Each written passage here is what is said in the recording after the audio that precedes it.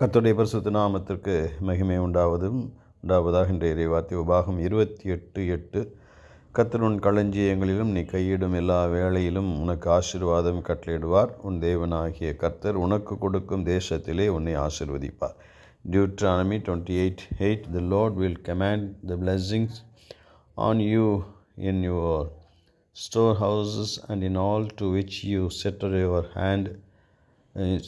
your land, and he will bless you in the land which the Lord your God is giving you என்று வாசிக்கிறோம். கர்த்தரின் வார்த்தைக்கு கீழ்ப்படுகிற பொழுது தேவனுடைய ஆசீர்வாதங்களை கிடைக்க பண்ணுகிறார், கொடுக்கிறார். அவர் தருவதற்கு உறுதி கொடுக்கிறார் என்று நாம் வாசிக்கிறோம். ஒரு நிறைவான ஒரு ஆசீர்வாதம். சங்கீதம் 23 வாசிக்கிறது போல நிரம்பி வழிகிற ஒரு ஆசீர்வாதம், குறைவில்லாத ஒரு ஆசீர்வாதம்.